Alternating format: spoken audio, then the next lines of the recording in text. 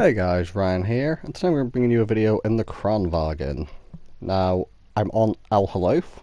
I'm platooned with Felix, who is in his T-57 Have, and we were in a mostly tier 10 game. Now, I'm on Halluf again, so anyone watching this video, can you guess where I'm going to take my hold-down tank on Halluf? You've seen a lot of Halluf games on my channel, and you're probably going to see a lot more because this map is just really easy to get good games on for me. So,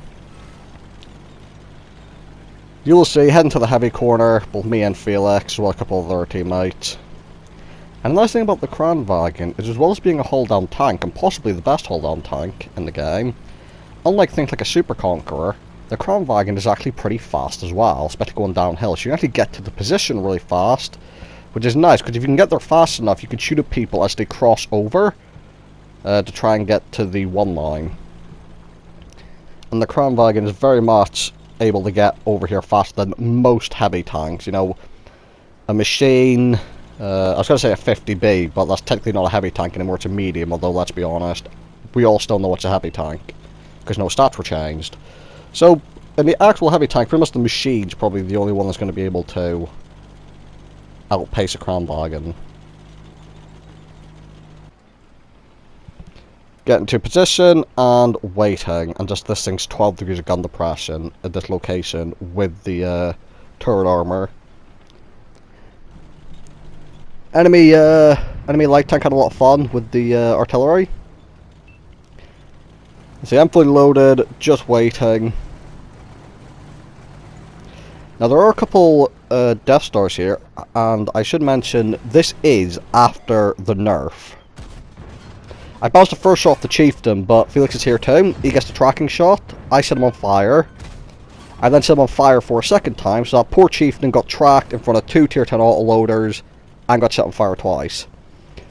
Felix makes the push down in front of one of the Death Stars, but because of the nerf recently, a lot of them had AP loaded, so he did receive a big AP shell in the face, which wasn't ideal.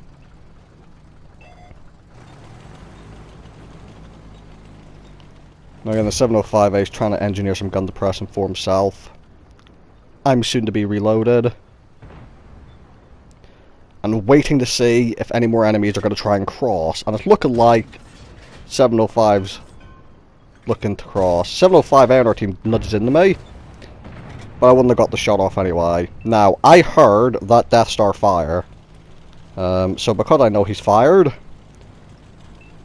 I'm going to pop straight up. I need to be fairly wary of artillery, but I just want to get my two shots off and then back up. Because the artillery they have is a T-92, so you know, biggest gun in the game, wouldn't be fun to get hit by it. Now no reloading again. Obviously the Kranvagn has a fairly long reload, but because I've got Felix here and his T-57 Have with the highest DPM of all the tier 10 heavy tanks, and a very fast reload, I'm not too fast. Now, Ship Barn. I could try and go hold down on him and hope he's got an AP shell loaded like his teammate did, or platoon mate, because then he wouldn't be able to pan me. And I'm just going to go for it, 'cause even with a HES shell, he shouldn't do, hopefully, too much damage to my turret. But I think he did just fire. Get the track headshot. Felix finishes him off. I get the track headshot again. I said hold down because I know he can't pan me. And you see, I'm not backing all the way up. I'm letting him shoot me. Just because I know, unless he gets a really good cupola snipe on me, which in E100 is quite unlikely, he is not panning me.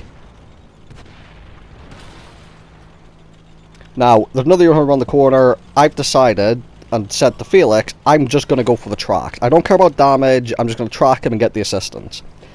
Now, the T-92 I was talking about earlier is actually watching me right now, so I'm like, but I don't know that, so I'm going to let the E100 shoot me. So he shoots me, that's fine, track. T-92 fucks me, but thankfully not too hard, I still live. I track him again. He repairs again.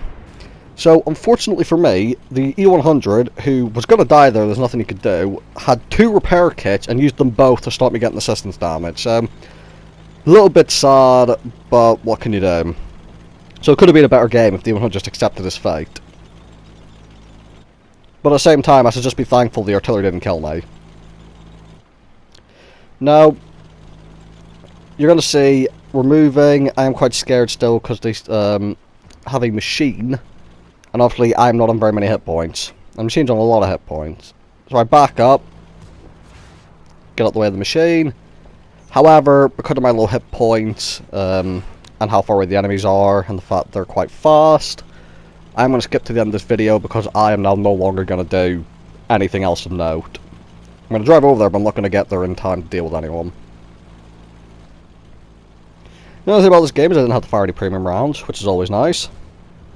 For the silver. And see, we won fairly comfortably.